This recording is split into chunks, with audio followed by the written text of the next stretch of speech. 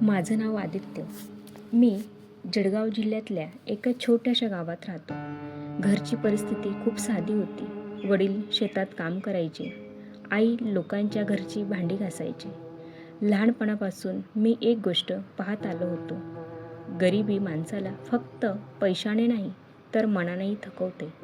मी 12वीपर्यंत शिकलो, पण पुढे शिक्षणासाठी पैसे नव्हते. वडिलांनी एकदा माझ्या खांद्यावर हात ठेवून विचारलं होतं, बाळा, अजून शिकायचं आहे का तुला? त्यांच्या डोळ्यातली असहाय्यता मला दिसत होती. मी हसून म्हणालो, नाही बाबा, आता मी कमवेन. त्या दिवसापासून माझं आयुष्य बदललं. मी शहरातल्या एका फॅक्टरीत कामाला लागलो. सकाळी 7 ते रात्री 8. मशीनचा आवाज, घाम, थकवा. पण प्रत्येक महिन्याला घरात पैसे दिल्यावर आईच्या चेहऱ्यावर दिसणारं समाधान पाहून मला वाटायचं, मी हरलो नाही. काही वर्षांनी माझं लग्न झालं. तिचं नाव होतं नेहा. नेहा खूप साधी मुलगी होती. मोठे स्वप्न नव्हते, पण माणसावर जीवापाड प्रेम करायचे. लग्नानंतर घरात आनंद आला. ती आई-वडिलांची काळजी घ्यायची. माझ्यासाठी डबा बनवायची. मी उशिरा आलो तरी जागी बसून राहायची. कधी मला वाटायचं, देवाने माझ्या आयुष्यात उशिरा का होईना पण योग्य माणूस पाठवलाय. 2 वर्षांनी आम्हाला एक मुलगा झाला. आमचं छोटंसं जग पूर्ण झालं. पण जसं सुख वाढत गेलं तसं खर्चही वाढत गेला. मुलाचं शिक्षण, घराचं भाडं, औषध आणि माझा छोटासा पगार. मी दिवस रात्र काम करत होतो. कधी तर ओव्हरटाईम करून रात्री 11ला घरी यायचो. पण नेहा नेहमी हसून म्हणायची, काळजी करू नका, सगळं ठीक होईल. पण एक दिवस मला तिच्यात बदल जाणवू लागला. ती रात्री उशिरापर्यंत जागी राहू लागली. मी घरी आलो की ती मला जेवण द्यायची, माझ्या डोक्याला तेल लावायची आणि मी झोपलो की शांतपणे दुसऱ्या खोलीत जायची. पहिल्यांदा मला वाटलं कदाचित तिला झोप येत नसेल, पण नंतर हे रोजचं झालं. एके रात्री अचानक मला जाग आली. बाजूला पाहिलं, नेहा नव्हती. मी उठलो. हॉलमध्ये हलकासा प्रकाश दिसत होता. मी हळूच तिकडे गेलो.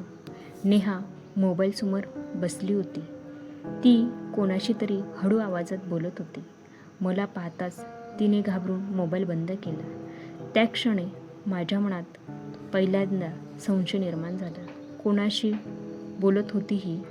दुसऱ्या दिवशी मी तिला विचारलं, काल रात्री कोणाशी बोलत होतीस? ती क्षणभर थांबली. मग हसून म्हणाली, अरे काही नाही, यूट्यूब बघत होते. पण तिच्या चेहऱ्यावरचा घाबरलेला भाव माझ्या मनातून जात नव्हता. हळूहळू मी तिच्यावर लक्ष ठेवू लागलो. ती सतत मोबाईलमध्ये असायची. कधी कोणाचा फोन आला की बाहेर जाऊन बोलायची आणि मी जवळ गेलो की लगेच कॉल कट करायचे. माझं मन आता वेड्यासारखं विचार करू लागलं, ती माझ्याशी धोका तर देत नाही ना? माझ्यात काही कमी पडतंय का? मी आतून तुटत चाललो होतो. एक दिवस तर मी तिचा मोबाईल तपासायला घेतला, पण मोबाईलला पासवर्ड होता. त्या क्षणी माझ्या डोक्यात राग भरला. त्या रात्री मी झोपलोच नाही.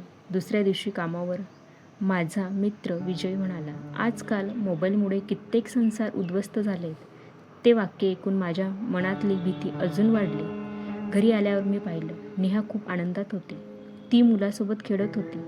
पण अचानक तिच्या मोबाईलवर मेसेज आला. मेसेज पाहताच ती घाबरली आणि पटकन दुसऱ्या खोलीत गेली. आता मात्र माझा संयम तुटत चालला होता. काही दिवसांनी माझ्या वडिलांची तब्येत खूप बिघडली. डॉक्टरांनी तातडीने ऑपरेशन सांगितलं, पण ऑपरेशनसाठी 2 लाख रुपये लागणार होते. माझ्या पायाखालची जमीन सरकली. मी नातेवाईकांकडे मदत मागितली, पण कोणीच मदत केली नाही. त्या रात्री मी घराच्या बाहेर बसून रडत होतो.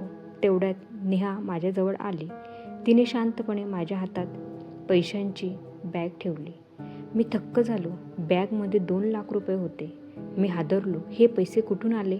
ती शांत होती. माझ्या मनात भीती आणखी वाढली. काय केलं हिने हे पैसे मिळवण्यासाठी? त्या रात्री माझ्या डोक्यात हजारो विचार सुरू होते. मी ठरवलं, आज सत्य समोर आणायचंच. नेहमीप्रमाणे मी झोपल्याचं नाटक केलं. थोड्या वेळाने नेहा उठली आणि दुसऱ्या खोलीत गेली. मी हळूच तिच्या मागे गेलो. दरवाजा थोडासा उघडा होता आत पाहिलं आणि माझं हृदय जोरात धडधडू लागलं. नेहा व्हिडिओ कॉलवर होती. स्क्रीनवर एक अनोळखी पुरुष दिसत होता. तो हसत म्हणत होता, नेहा मॅडम, पुढच्या महिन्यात तुमचं प्रमोशन होईल. हे ऐकताच माझा राग अनावर झाला. मी जोरात दरवाजा उघडला. कोण आहे हा आणि काय चाललंय इथे? नेहा घाबरली. तिने लगेच कॉल कट केला. आदित्य, कृपया माझं ऐका. मी संतापाने ओरडलो. आता काय ऐकायचं बाकी आहे? इतके दिवस माझ्या डोळ्यात धूळ फेकत करत होतीस. तिच्या डोळ्यात अश्रू आले. ती रडत खाली बसली. काही क्षण शांतता पसरली. मग ती थरथरत्या आवाजात बोलू लागली. तुमच्या वडिलांच्या ऑपरेशनसाठी पैसे नव्हते. तुम्ही दिवसरात्र मेहनत करत होते, पण तरीही घर चालत नव्हतं. म्हणून मी रात्री ऑनलाईन ग्राहक सेवा केंद्रात काम सुरू केलं. मी थबकलो. ती पुढे म्हणाली, रोज रात्री लोकांचे कॉल घ्यायचे, ऑर्डर बुक करायच्या आणि सकाळी होण्याआधीच झोपायचं. मी तुम्हाला सांगितलं नाही कारण मला वाटलं तुम्हाला वाईट वाटेल. माझे डोळे पाण्याने भरले. ज्या बायकोवर मी संशय घेत होतो ती तर माझ्या कुटुंबासाठी स्वतःची झोप, स्वतःचं आरोग्य सगळं त्याग करत होती. त्या क्षणी मला स्वतःचाच तिरस्कार वाटला. मी रडत तिच्या समोर बसलो. नेहा, मला माफ कर. तीही रडत माझ्या मिठीत आली. त्या रात्री आम्ही दोघं खूप रडलो. गैरसमज, संशय, वेदना सगळं अश्रूमध्ये वाहून गेले. आणि त्या दिवसानंतर मला एक गोष्ट कायमची समजली. संशय माणसाला आतून संपवतो, तर विश्वास नात्याला पुन्हा जिवंत करतो.